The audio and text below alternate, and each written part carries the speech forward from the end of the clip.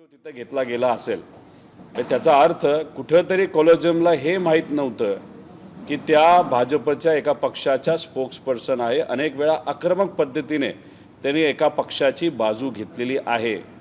तर आम्हाला सुप्रीम कोर्टचे जे CJ आहेत त्यांना विनंती करायची आहे की आपण एकदा परत आरती साठे यांची जज म्हणून जी काही नियुक्ती करण्याचा प्रस्ताव तुम्ही केंद्र सरकारला पाठवलेला आहे तो थांबवावा.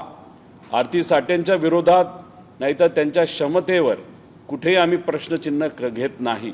पण आज या राज्यातलं देशातलं वातावरण आपण जर बघितलं तर त्या वातावरणाकडे बघत असताना एखादा जज जो माजी एखादा पक्षाचा पदाधिकारी असेल ते सुद्धा स्पोक्सपर्सन असेल ते तर जज झाले तर उद्या जाऊन सामान्य लोकांना न्याय मिळेल का?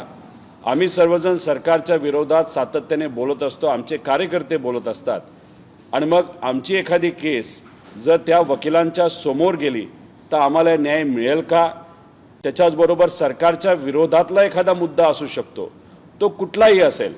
समजा आता कोल्हापूरमध्ये जी गजलक्ष्मी म्हणजे हत्तीची केस सुरू आहे तो विषय समजा त्या जजच्या समोर गेला आणि सरकारला तो हत्ती एखाद्या प्रायव्हेट कंपनीला द्यायचाच असेल तर तिथे असणारे जे काही मठ आहे नाहीतर जो काही देवस्थान आहे त्यांना न्याय मिळणार का?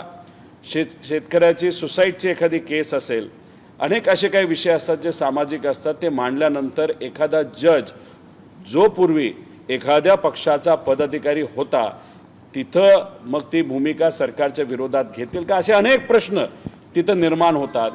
काही लोक म्हणतायत की पूर्वी काही लोकांची नियुक्ती अशा पद्धतीने झाली होती आणि मग पूर्वी जे झालं आणि आत्ता जे होते याच्यामध्ये फरक काय? मला त्यांना एवढंच सांगायचं आहे, पूर्वीच्या काळामध्ये इलेक्शन कमिशन आपण जर बघितलं त्याच्यावर कुणीही आक्षेप घेत नव्हतं.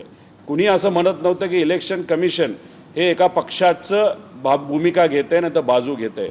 ती स्वायत्त संस्था आहे आणि आज इलेक्शन कमिशनकडे आपण जर बघितलं तर अनेक वेळा असं आपल्या सगळ्यांना वाटतं नाही तर आता असं म्हणलं जातं की या सरकार म्हणजे भाजपचं जे सरकार आहे त्या सरकारची एक बाहुली म्हणून इलेक्शन कमिशन तिथं त्या ठिकाणी काम करतंय. म्हणजे परिस्थिती बदलली, वातावरण बदललेलं, राजकारणाची स्थिती त्या ठिकाणी बदललेली आहे.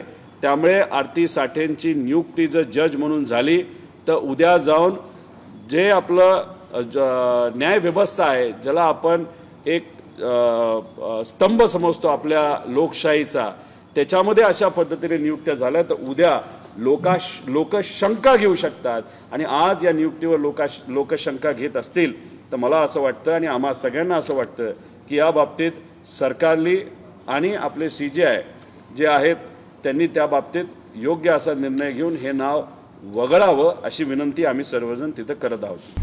आता isakal.com आहे देशातील नंबर 1 ची मराठी न्यूज वेबसाईट. प्रत्येक अपडेटसाठी isakal.com ला नक्की भेट द्या.